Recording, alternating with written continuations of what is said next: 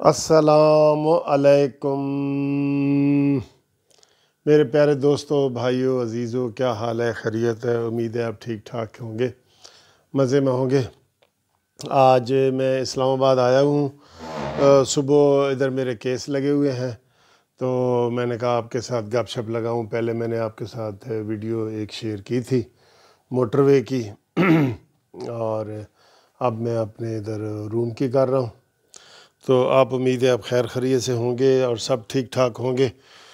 ہاں دوستو، کل کی جو پی ڈی ایم کی میٹنگ ہے نا، اس کی بڑی فیڈ بیک آ رہی ہے، قسم سے اس کی بڑی فیڈ بیک آ رہی ہے، اور اتنے لوگ پریشان ہو گئے ہیں کیونکہ اس کے اوپر جو ٹی وی وغیرہ کے تبصرے آ رہے ہیں نا کہ جی پی ڈی ایم بس ختم ہو گئی ہے، پی ڈی ایم کا کچھ نہیں رہا، انہوں نے سارا کوئی اعلان نہیں کیا، کوئی پروگرام نہیں دیا، کچھ نہیں کیا، اور سارے وہ کہہ رہے ہیں کہ جی مریم نواز کا جو فلسفہ تھا وہ کدھر گیا، جو نواز شریف کا تھا، مولانا فضل الرحمان صاحب کا تھا، یک دم بالکل ہی سارا کچھ ختم ہو گیا۔ اور اب مولانا فضل الرحمان صاحب کہہ رہے ہیں کہ جناب جو کچھ بھی کرنا ہے پارلیمنٹ میں کرنا ہے۔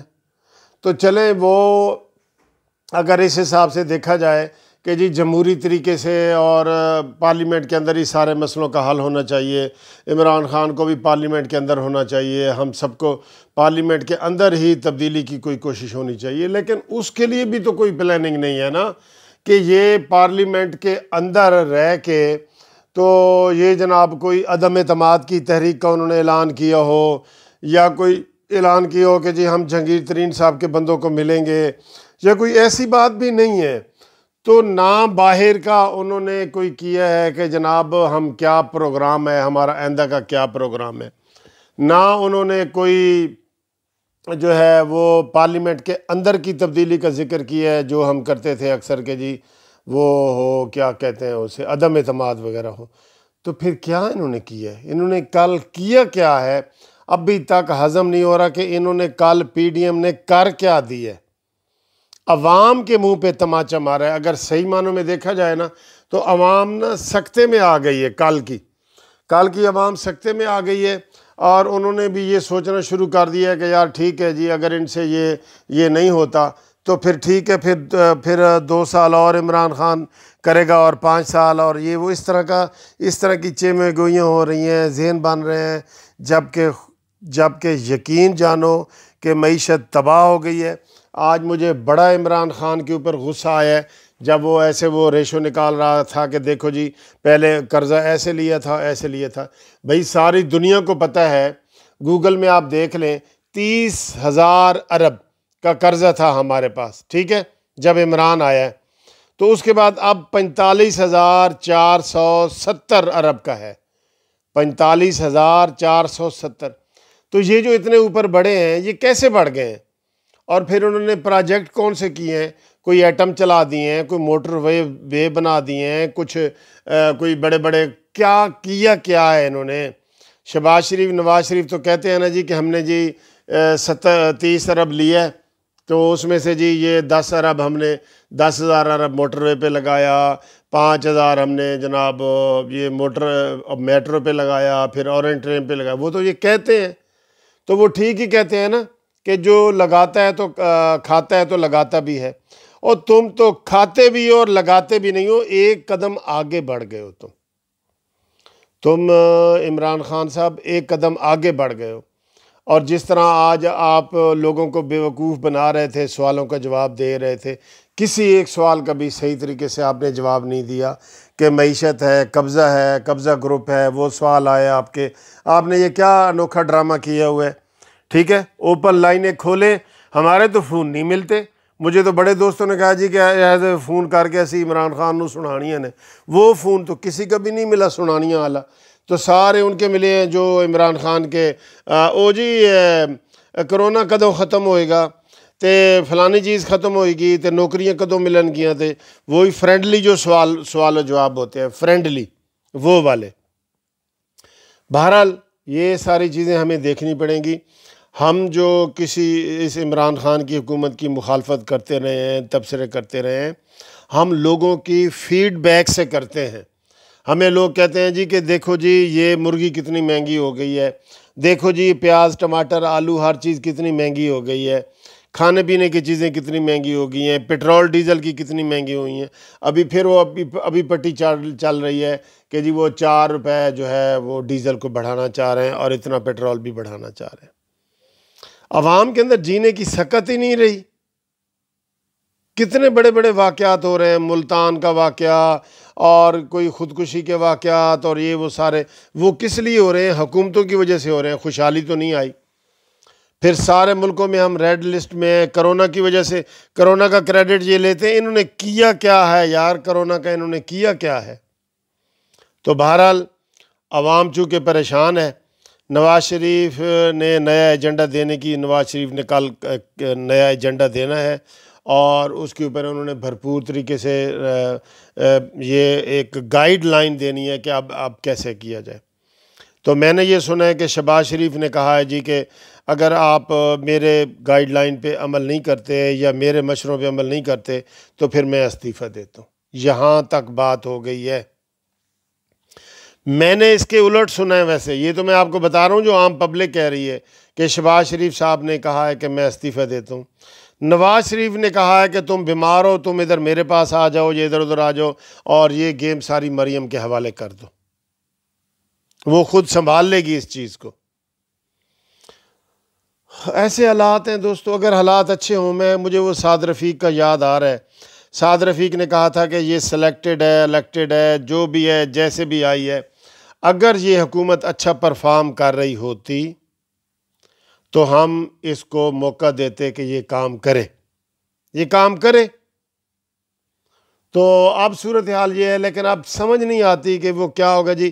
مسلم لیگ نون کی قیادت شہباز شریف کے ہاتھ میں ہے اور شہباز شریف کوئی گرم قدم نہیں، وہ گرم گفتگو بھی نہیں کرنا چاہتا، بجائے یہ کہ وہ دھرنے کی بات کرے۔ کر کے تو دیکھیں آپ دھرنے کی بات شہباز شریف سے، استعفوں کی بات کر کے تو دیکھیں۔ تو اس نے تو یہی کہا ہے کہ جی ہم اسمبلی میں ان کو ٹف ٹائم دیں گے اور بجٹ منظور نہیں ہونے دیں گے۔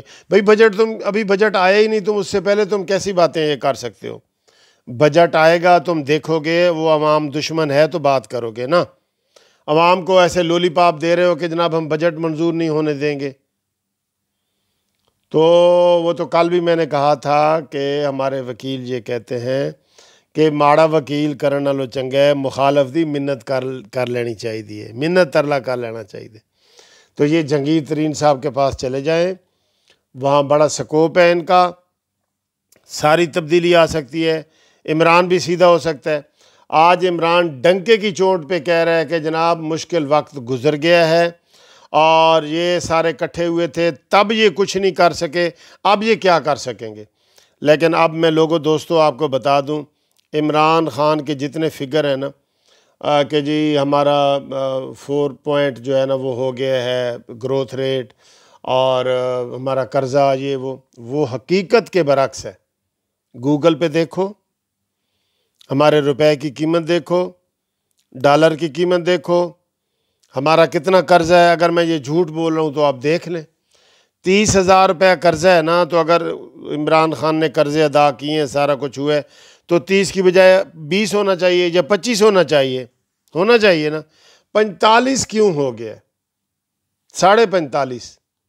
یہ عرب کا مسئلہ ہے، عرب کا، یہ کوئی لاکھ کا مسئلہ نہیں ہے۔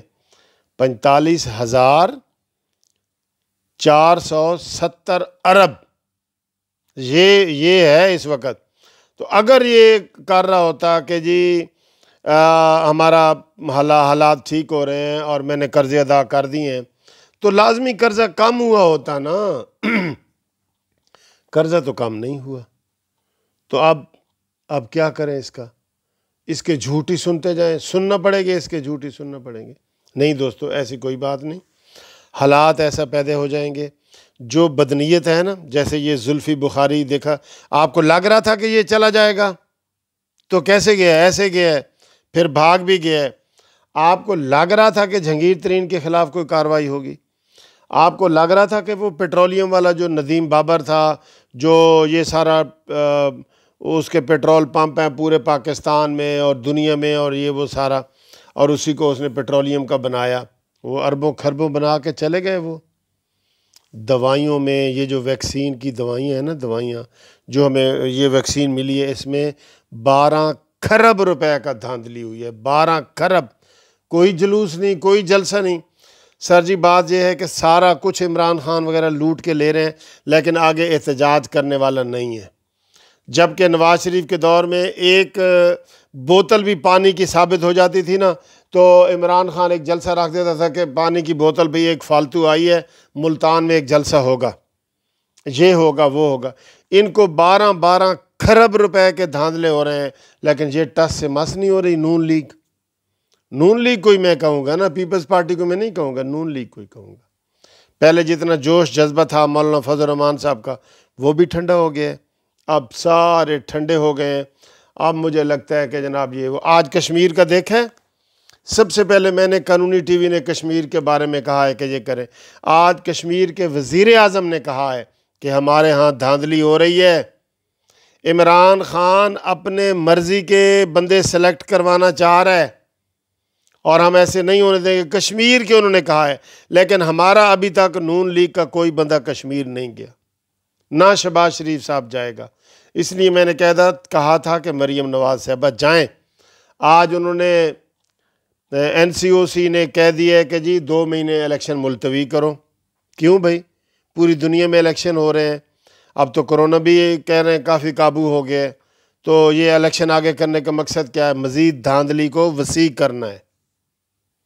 تو ہوش کے ناخن لو، عواموں کی امنگوں کا خیال کرو، عوام کی امنگوں کا خیال کرو، عوام کیا چاہتے ہیں یہ دیکھو۔ تھینک یو جی، اگلی گھومتی چائے میں آپ سے ملاقات ہوتی ہے۔ خدا حافظ۔